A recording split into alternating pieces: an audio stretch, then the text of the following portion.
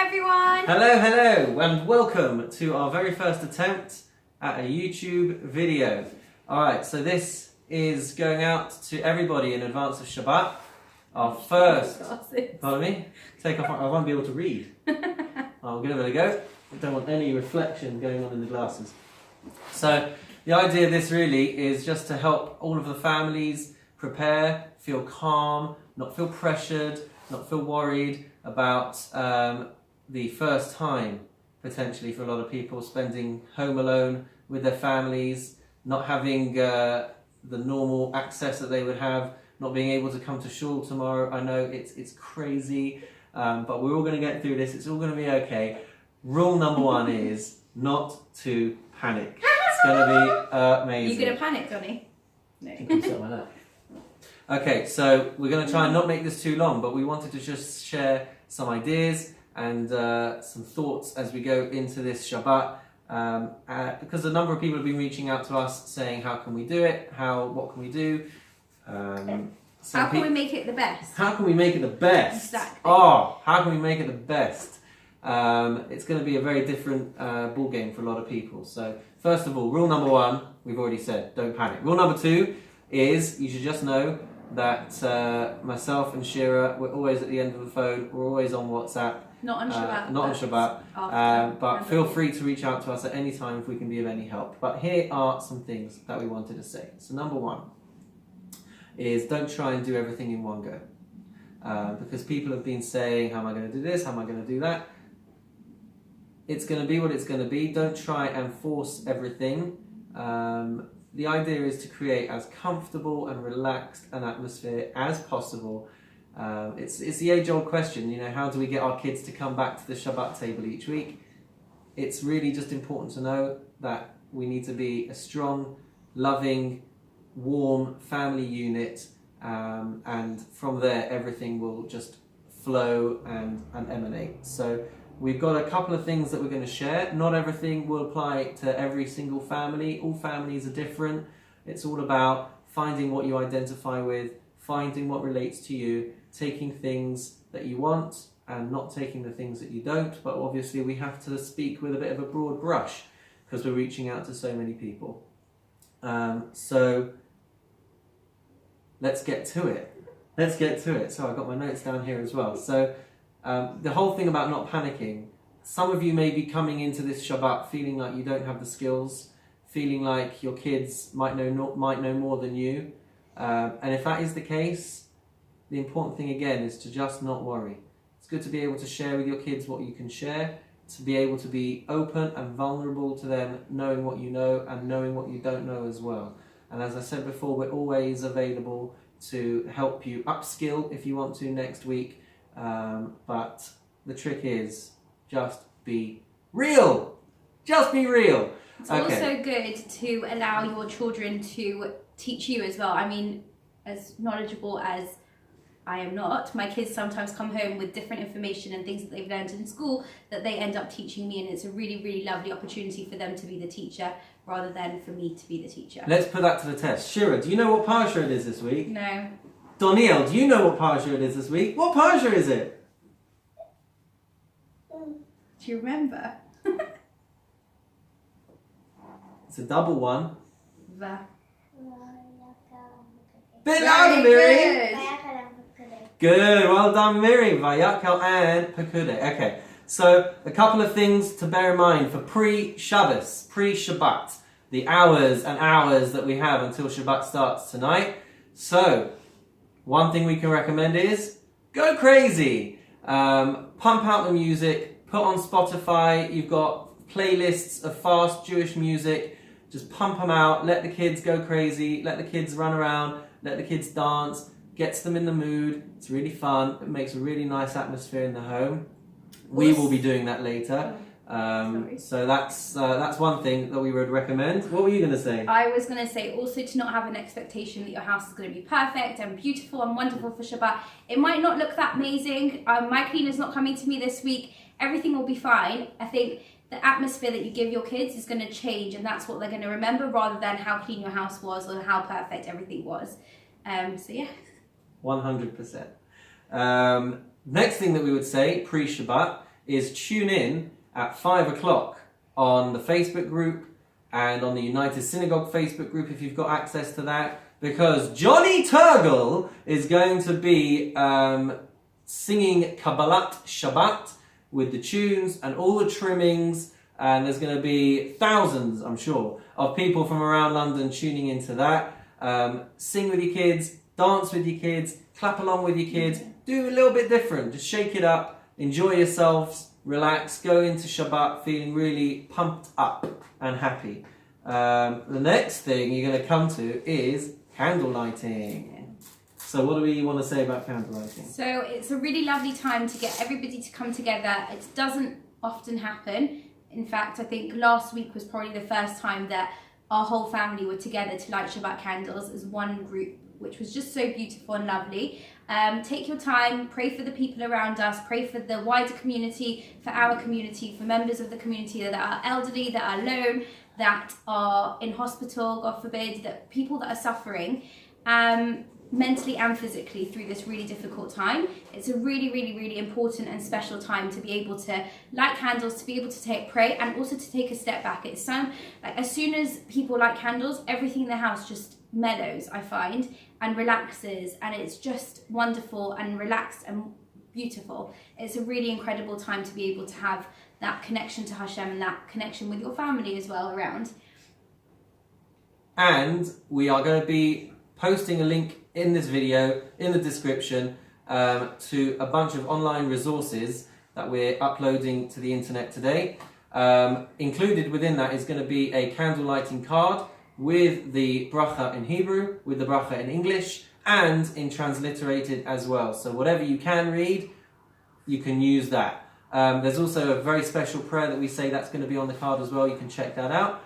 And again, if you don't have access to a printer, please let us know, and next week we are hoping to get names and lists of people that do not have printers, and we're going to try and get everything printed for you and sent to your houses as well, which would be really nice. So, just so that you know, the earliest time for candle lighting this week is 4:58 p.m. The latest time for lighting candles and starting Shabbat this week is 5:59 p.m. So by 6 o'clock, guys, it's just time to relax. That's another thing that if you do have younger kids and you really want to give them a Shabbat experience, it might be easier for you to bring in Shabbat earlier, to have a Shabbat meal with them earlier, and then put them to bed at a normal time so that they're not ratty the next morning. It's obviously your choice, but it's an option that's available to you. And as Nick said, the earliest time for Shabbat this week is 4:58 p.m. to be able to light candles. So some of us were talking about what we can do to try and make it Shabbos. How will it feel like Shabbos if we don't have a lot of the regular things that we might rely on? So a couple of things to say on this. Number one, doesn't always happen in this house, but my favourite tip is to dress for Shabbos, to get dressed up, to wear what you would normally wear. I know we're at home and I know it's extra effort, but if that is what it takes for you to feel like it is Shabbat in your home, then we highly recommend that. We of course also have PJ Shabbat meals as well, so it's all about doing what you guys feel comfortable with, and you can do it one way this week, one way the next week. Just make it your own. And something that Shira was touching on before, what the kids are going to remember most of all is the way that we're feeling now. It's the messages that we are showing. It's the emotions on our faces.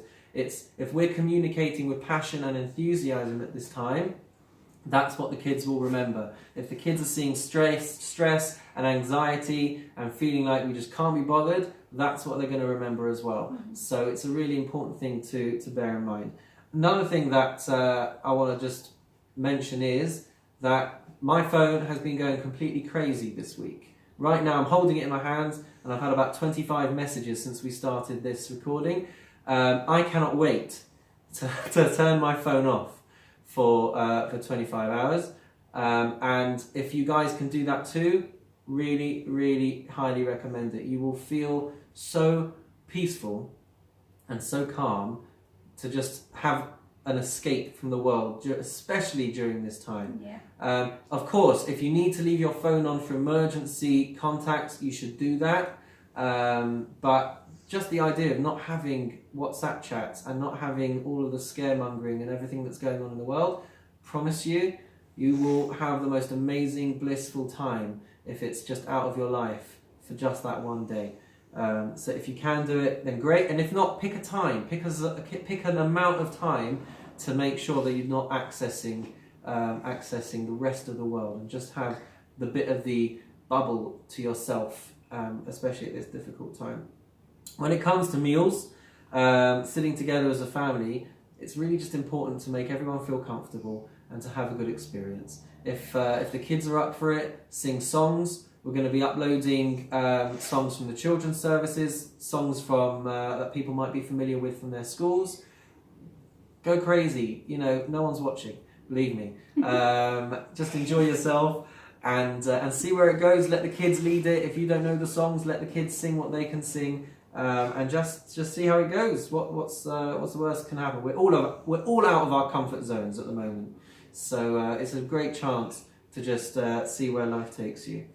If you also wanted to get involved with like davening with your kids and stuff, and they've gone to the children's services, they can pick one thing. I wouldn't suggest doing the entire children's service in one go.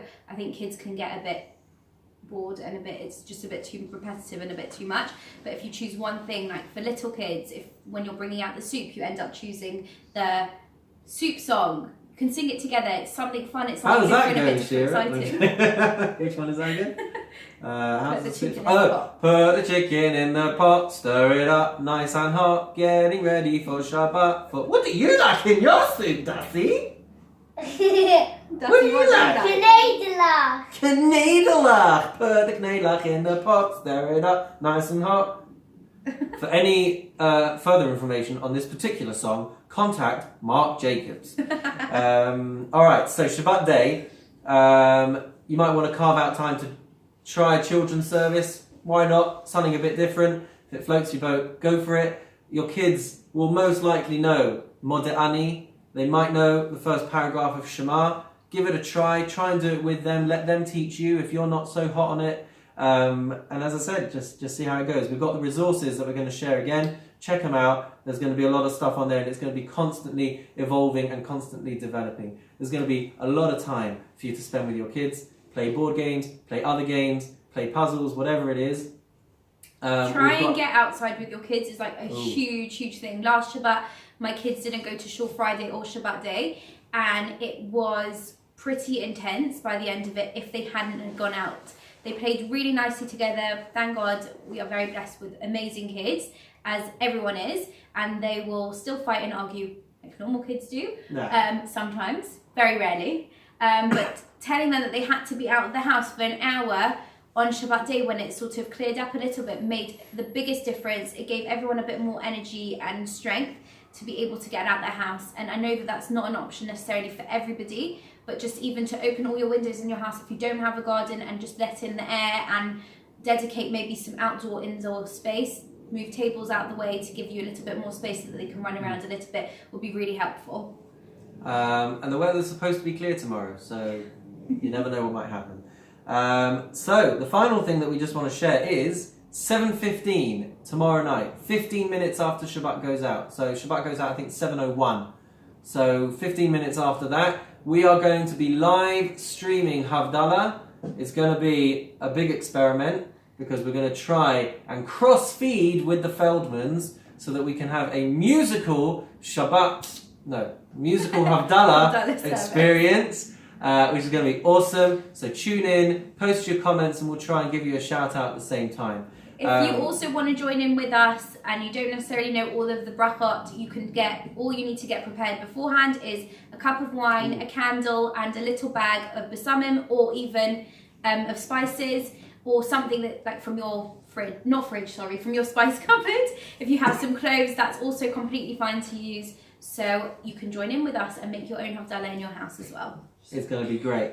And apart from that, as I said, check out the resources that are coming up. There's going to be other things. I mean, there's going to be a card with Havdalah on it as well, all being well. There's also going to be the Torah portion for anyone that wants to read through what you're missing in shul this week. That's going to be on there, Hebrew and English. And there's going to be resources for the kids. There's going to be stuff about the parasha that you can read, for your family to read, whoever it is. We hope it's going to be accessible for everyone. The final thing to mention is we have a brand new newsletter, which is a bit more digital friendly. So check that out. That's going to be in your inbox very, very shortly. And if you know of people who just don't have great digital access, grandparents, other members of the community, other family, other friends, people that don't have great access, and you can help them in some way, get online, get on Facebook, subscribe to the YouTube channel, please reach out to them, try and help them out so that we can be as connected as we possibly can in this new phase of time, which hopefully won't last that long. Look out for each other, look out for the resources, look out for everything. Stay safe, stay healthy, be good, take care of each other.